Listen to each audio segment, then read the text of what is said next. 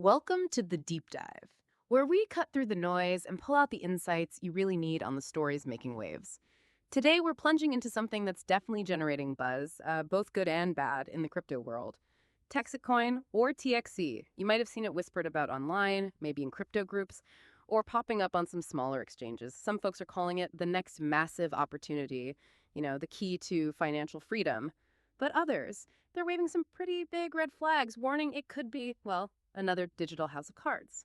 So our mission for you today is simple. Cut through that hype and confusion. We're going to unpack what Texit Coin claims to be, look at how people are supposedly making money from it, and most importantly, we'll highlight the critical warning signs, the things you absolutely need to be aware of before even thinking about getting involved.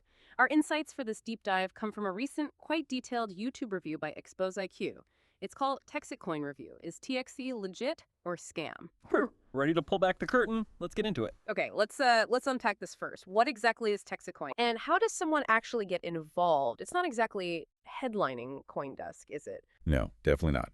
According to the Expose IQ review, the pitch is that Texit Coin is a new crypto project, and its focus is supposedly mining. But here's the first interesting twist.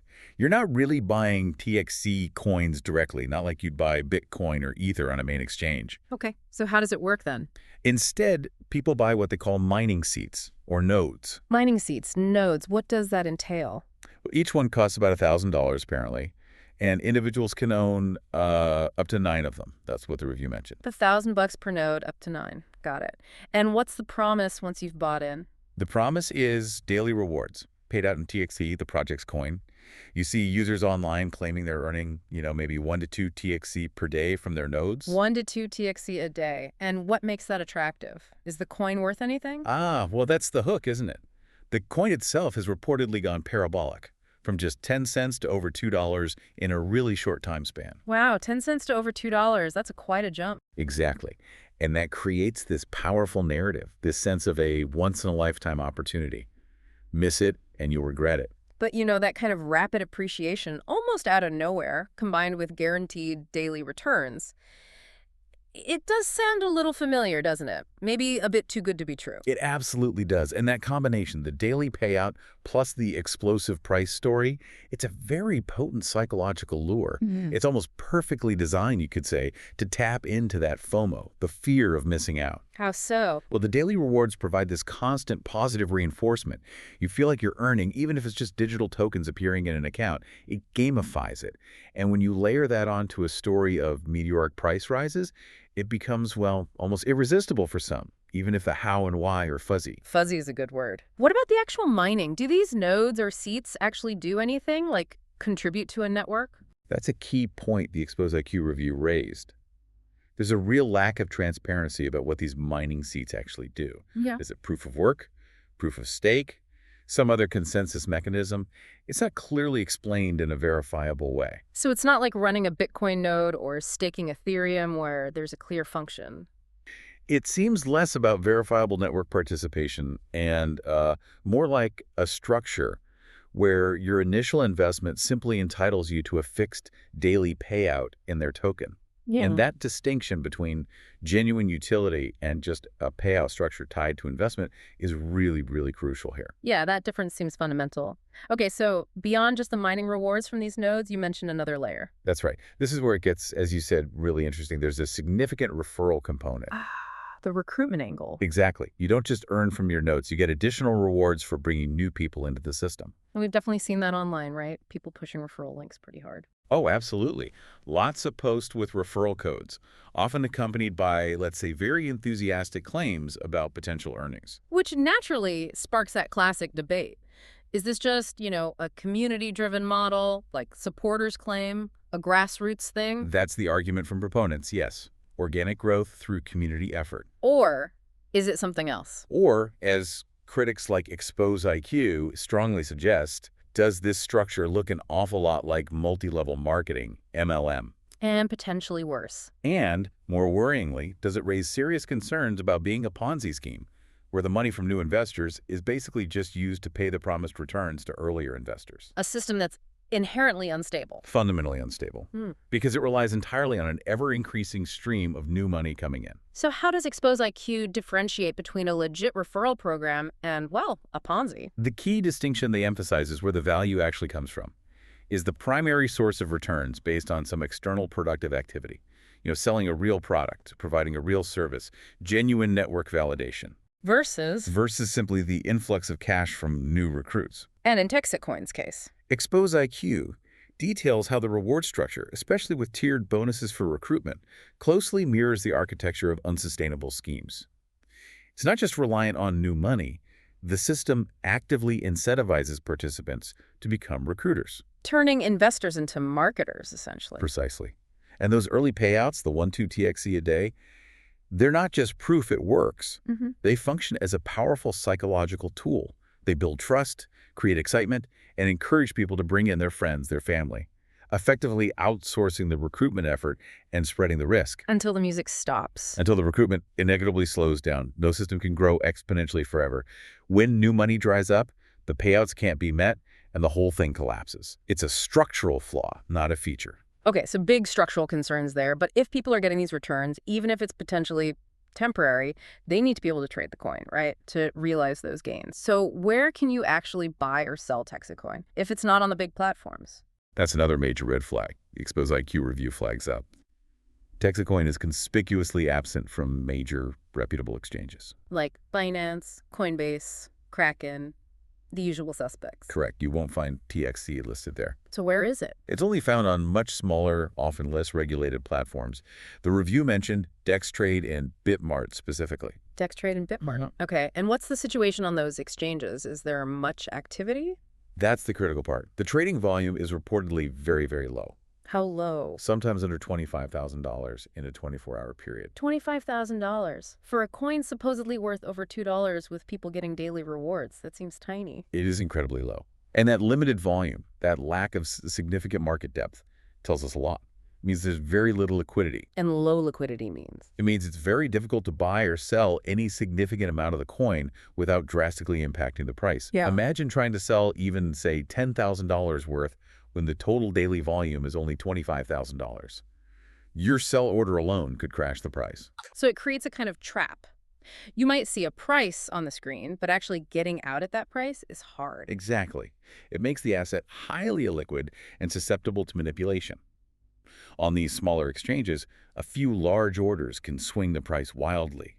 It allows whoever controls the main supply to potentially prop up the price, making it look stable or rising, when in reality it's a very shallow market. But what about those claims we see online? People saying, I cashed out $500 or I withdrew $1,000. It's legit. Ah, yes. And this is a classic tactic highlighted in the review as well. Allowing some early users to withdraw small amounts is a common strategy in these kinds of schemes. Why would they do that? To build trust. To create social proof. Yeah. Those withdrawal confirmations get shared online. They fuel the narrative that it works. They reassure potential investors who are on the fence. So it's like bait. It functions like that, yes. It demonstrates a superficial proof of concept to encourage more people and larger sums of money to come in before the underlying issues cause a collapse. It's a calculated move, not proof of long-term viability. Okay, let's shift gears slightly. We've talked about the structure, the market. What about the people behind it? Does Texit Coin have a face? It does, actually. Unlike many crypto projects that remain anonymous, Texit Coin has a named founder, Bobby Gray. Bobby Gray and his presence. That's used as a point of credibility, I assume? Very much so. Supporters point to him. They mention Zoom calls he's apparently on, maybe live meetups, community dinners, things like that. The argument being, look, there's a real person here. He's not hiding, so it must be legitimate. That's precisely the narrative. The visibility of a founder is often presented as evidence against it being a scam. If he's public, he has accountability. Right. It certainly feels more reassuring than an anonymous team. But does a public face actually guarantee legitimacy in crypto? That's the crucial question, and it's one Expose IQ tackles head-on. History, unfortunately, tells us a very clear story here. Which is? A public founder, even a very charismatic and visible one, is absolutely not a guarantee against project failure or even outright fraud. Can you give an example? The most prominent recent example was probably Do Kwon, the founder of Terra Luna. Right. Huge collapse. Billions lost. Exactly.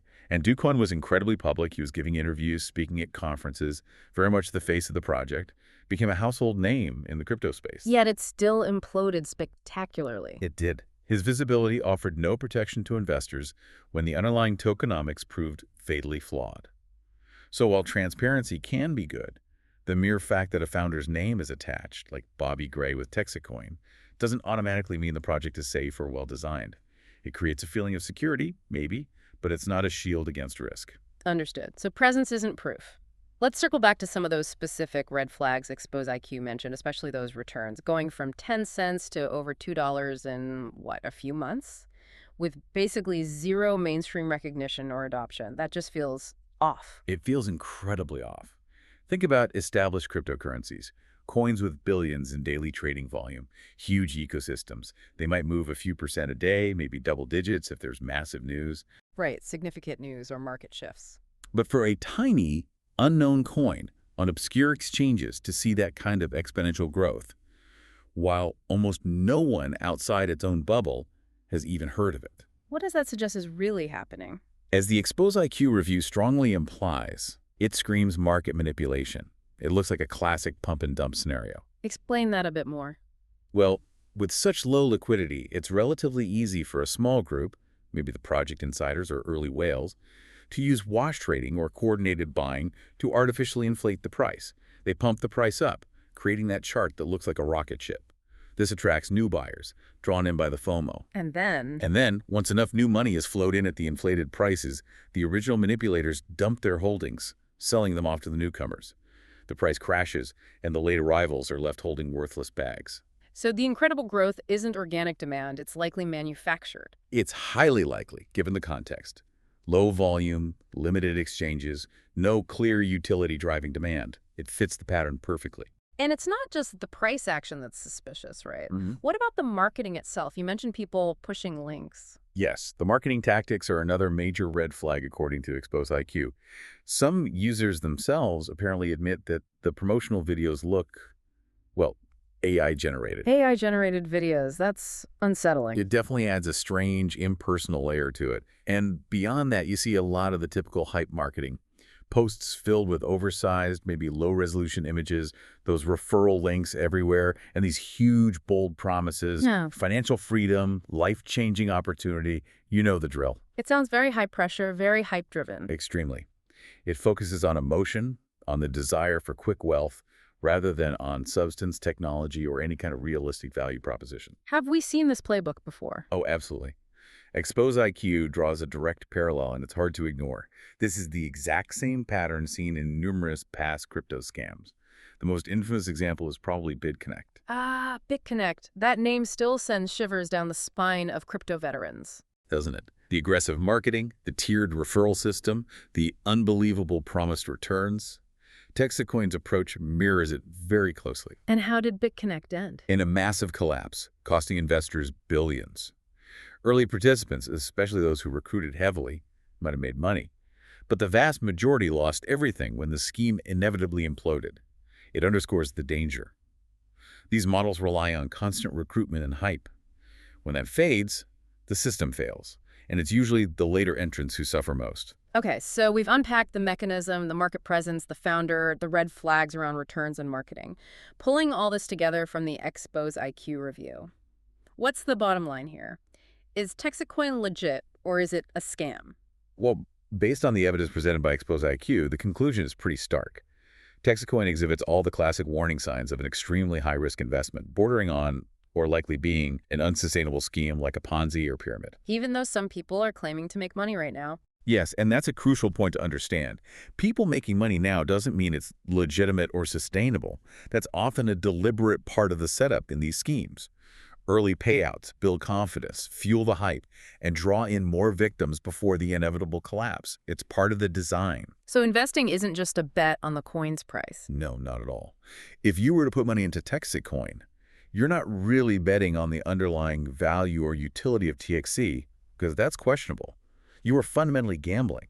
You're gambling that the entire system, the recruitment machine, doesn't run out of steam and collapse before you can get your money out, which is incredibly risky. A game of musical chairs, essentially. That's a very good analogy. Given the limited exchange listings, the heavy reliance on MLM-style recruitment, the over-the-top marketing filled with red flags, and the lack of any clear proven utility beyond attracting new capital, Texit Coin looks far, far from a safe bet. The level of risk appears exceptionally high. Anyone considering it needs to understand they could very easily lose their entire investment. So wrapping this up, what are the crucial takeaways for you, our listeners, from this deep dive into Texit Coin, guided by the Expose IQ review? I think the first thing is recognizing how powerful that lure of quick riches is, especially in crypto. That promise of financial freedom can be blinding.